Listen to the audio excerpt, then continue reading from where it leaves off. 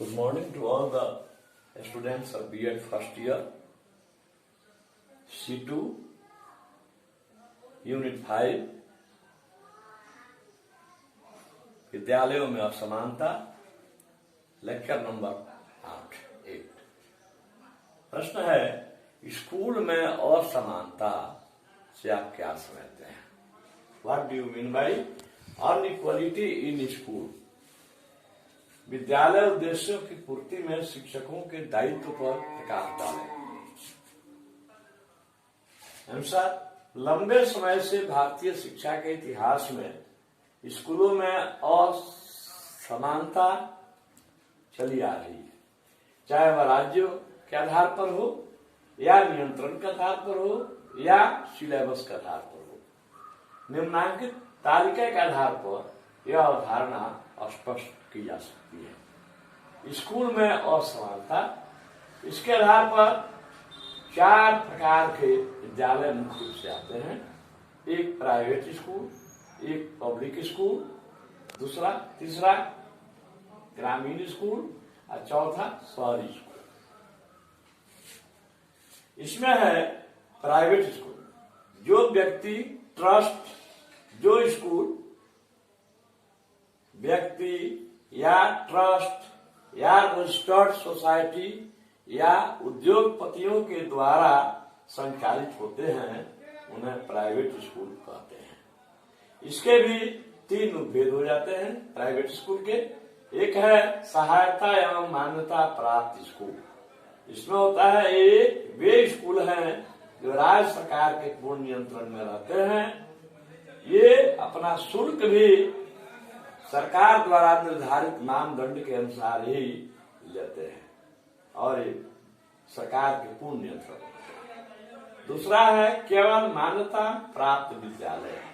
इन्हें राज्य शिक्षा विभाग से मान्यता तो मिलती है, परंतु राज्य की ओर से कोई अनुदान इन्हें नहीं मिलता है। सब नियम राज्य सरकार के होते हैं, जिनको ये मानते हैं, परंतु शुल्क ये अपने ढंग से बच्चों से लेते हैं। तीसरा है मान्यता विहीन प्राइवेट विद्यालय। ये राज्य के शिक्षा विभाग के नियंत्रण से पूर्णतः मुक्त होते हैं। इनका अपना सिलेबस होता है, इनकी अपनी परीक्षा होती है, इनका अपना टाइम टेबल होता है। इस पर राज्य सरकार का कोई नियंत्रण नहीं है, क्योंकि ये मान्यता विहीन प्राइवेट विद्यालय है। अब आएंगे पब्लिक स्कूल।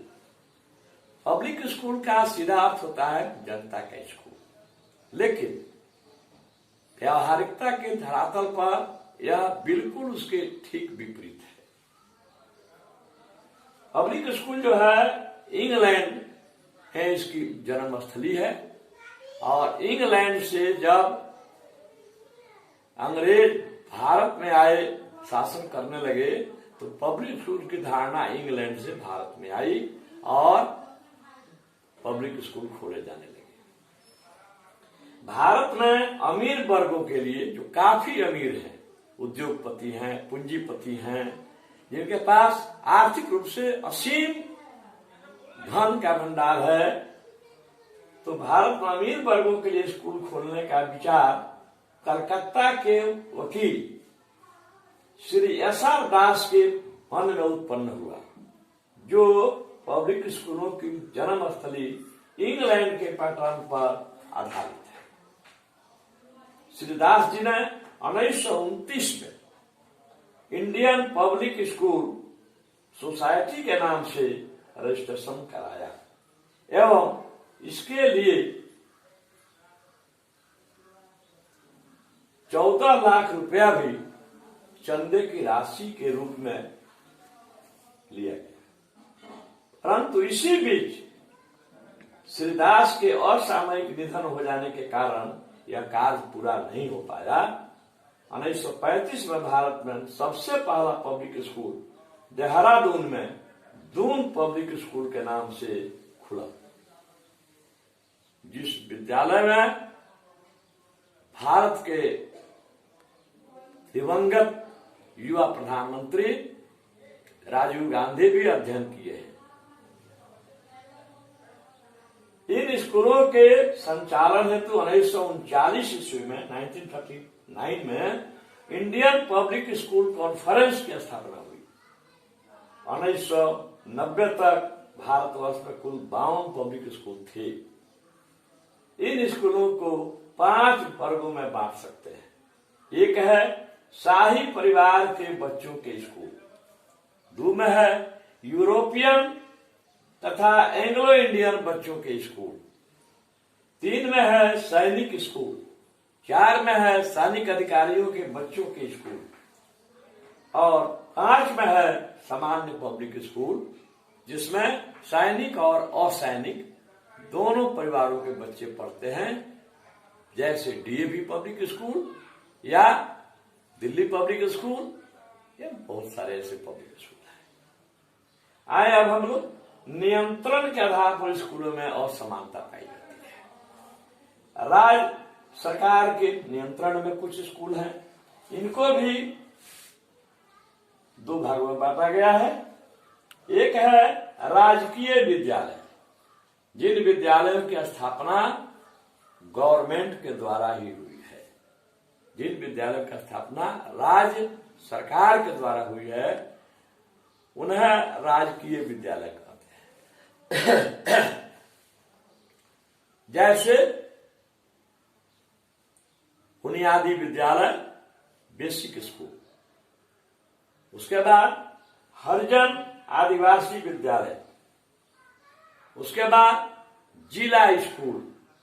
ये सब विद्यालय जो हैं राज्य सरकार के द्वारा ही स्थापित किए गए हैं, इसीलिए इन्हें राजकीय विद्यालय कहते हैं। और ये लोग अपने नाम के पहले राजकीय शब्द लगाते हैं और इनको राजकीय शब्द लगाने का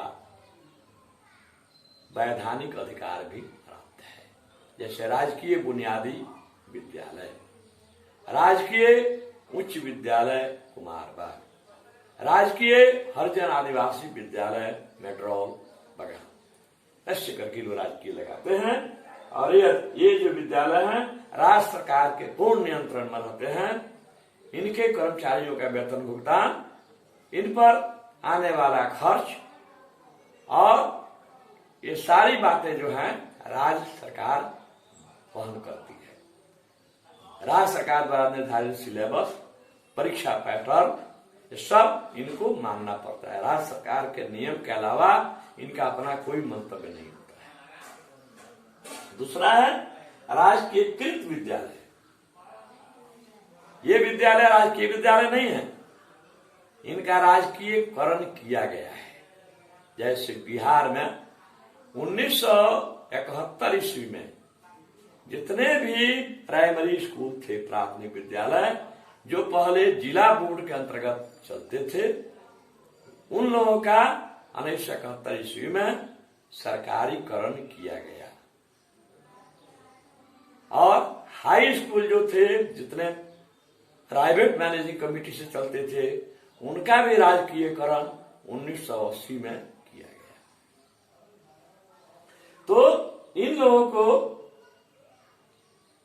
अपने नाम के पहले राजकीयकृत लगाने का वैधानिक अधिकार है और कर्तव्य भी है। तो हाई स्कूल वाले तो अभी भी राजकीयकृत लिखते हैं अपने नाम के पहले, लेकिन जो प्राइमरी स्कूल और मिडिल स्कूल वाले हैं, इन लोगों ने राजकीयकृत लिखना अपना जो है तौहीनी मान लिया है। ये लोग जब लिखेंगे तो राजकीय लिखेंगे, राजकीय लिखने का अधिकारी ये लोग नहीं है, लेकिन ये लोग राजकीय लिखते हैं। इनको लिखना चाहिए राजकीयकृत। जितने प्राइमरी और मिडिल स्कूल है, प्राइमरी सेक्शन में आता है। अब आइए केंद्र सरकार के स्कूल। इसमें आता है सेंट्रल स्कूल, केंद्रीय विद्यालय, जो केंद्र सरकार के अधीन एक संगठन के द्वारा संचालित होता है। इसमें डिफेंस में जो कार्यरत लोग हैं, उनको, उनके बच्चों को नामांकन में पहले प्राथमिकता दी जाती है। सीट रिक्त रहने पर अन्य लोगों का भी नामांकन होता है। दूसरा है नवोदय विद्यालय, जो 1986 में बनी हुई राष्ट्रीय शिक्षा नीति, नई राष्ट्रीय शिक्षा नीति, जो तत्कालीन प्रधानमंत्री माननीय राजीव गांधी के नेतृत्व में उस समय केंद्र की सरकार थी, तो उसी राष्ट्रीय शिक्षा नीति की उपज है नवोदय विद्यालय समिति। इसका मुख्य उद्देश्य है कि ग्रामीण क्षेत्र के प्रतिभाओं का इन विद्यालयों में नामांकन किया जाए, अधिक सीट इनके लिए रखे गए हैं। ग्रामीण विद्यालयों के प्रतिभाओं के लिए अधिक सीटें इसमें आरक्षित हैं। छात्राओं के लिए भी 33% सीट इसमें आरक्षित है और यह नवोदय विद्यालय शिक्षा समिति से संचालित होती है पूरे देश में। आइए, सिलेबस के आधार पर स्कूलों में असमानता। CBSE, central board of secondary education के द्वारा कुछ विद्यालय संचालित होते हैं, जैसे जितना आपने देखा सैनिक school, Navodaya school, public school, सब जो है सीबीएसई कोर्स। अधिकांश सीबीएसई कोर्स जो है केंद्रीय विद्यालय में तो चलता ही है, नवोदय विद्यालय में चलता है, अब पब्लिक स्कूलों में भी अधिकांशतः चलता है यह सीबीएसई कोर्स। दूसरा है आईसीएसई कोर्स। इसमें क्या है, आईसीएसई में जो है ये Indian certificate in school examination. तो कुछ पब्लिक स्कूल जो है आईसीएसई का भी कोर्स चलाते हैं। तीसरा है एससीईआरटी द्वारा निर्धारित सिलेबस। जैसे बिहार में जितने राजकीय विद्यालय हैं, बिहार के राजकीय और राजकीयकृत, उनमें बीटीबीसी का ही सिलेबस चलता है। बिहार टेक्स्ट बुक कॉर्पोरेशन का सिलेबस चलता है। आइए, अब है बिहार में स्कूलों का नहीं, अब है शिक्षकों के दायित्व। शिक्षकों के दायित्व बहुत सारे हैं विद्यालय में। जैसे विद्यालय के उद्देश्यों का निर्धारण। विद्यालय का उद्देश्य क्या है, जो शिक्षा का उद्देश्य है वो विद्यालय का उद्देश्य है। और शिक्षा का उद्देश्य क्या है कि बच्चों का सर्वांगीण विकास, और इन उद्देश्यों की पूर्ति के लिए शिक्षक की भूमिका बहुत महत्वपूर्ण भूमिका है। बालकों का शारीरिक, आत्मिक, बौद्धिक, मानसिक विकास जो हो, उसी को सर्वांगीण विकास करते हैं। दूसरा है शिक्षण संबंधी दायित्व। यह जो है शिक्षक का मुख्य दायित्व है, क्योंकि इसी पर सब निर्भर करता है, सब शिक्षा रूपी ढांचा इसी पर है। तो शिक्षक कैसे अपनी विषय वस्तु को आदर्श पाठ योजना बनाकर, कल पढ़ाने वाले टॉपिक का आज बनाकर कितना उसको रोचक ढंग से, कितना आसानी से प्रस्तुत किया जाए ताकि बच्चों के लिए सुगम हो, है ना। तो यह आता है शिक्षण संबंधी दायित्व। तीसरा है शिक्षण विधियों एवं प्रविधियों। शिक्षण की विधियां होती हैं, किस विधि का प्रयोग कहाँ किया जाएगा। किसी एक शिक्षण विधि से काम नहीं चलता है, कहीं कहीं 1 या 2 या 3 भी लेना पड़ता है। और विधियां भी बहुत है ना। पुनर्बलन है, आपको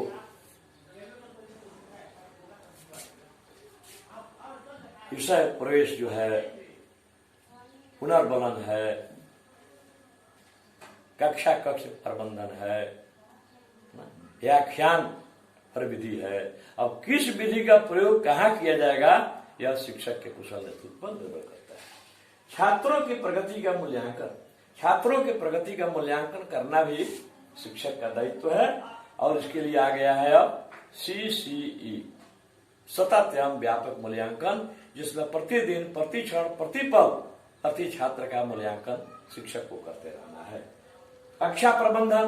कक्षा में जो है फर्नीचर की क्या स्थिति है, कक्षा में साफ सफाई है कि नहीं है, हवादार कक्षा का जो है माहौल है कि नहीं है ना, बच्चों के बैठने की व्यवस्था नहीं है, रोशनी है कि नहीं है, इस सब की निगरानी करना शिक्षक का दायित्व है, और आवश्यकता अनुसार अपने प्रधानाध्यापक से इस बात को कहना। नेक्स्ट है निर्देशन एवं परामर्श।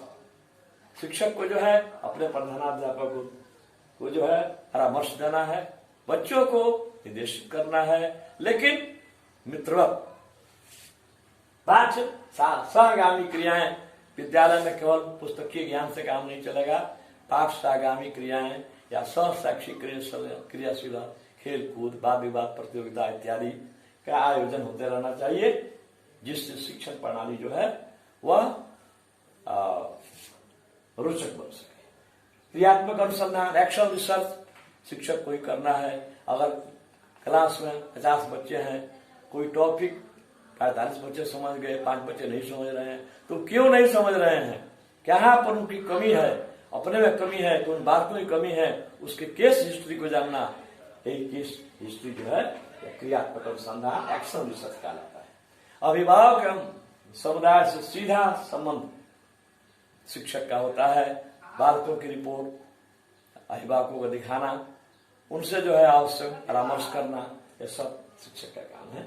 अगर उसके बाद प्रशासनिक दायित्व, शिक्षक के बाद प्रशासनिक दायित्व भी होता है, जैसे परीक्षा का संचालन, रोकड़ बही का संचालन, अटेंडेंस के संचालन, सरकार द्वारा चलने वाले विभिन्न लाभांश योजनाओं के लिए अलग अलग पंजीयन निर्धारण, ये सब काम शिक्षक का है, प्रशासनिक दायित्व होता है। धन्यवाद।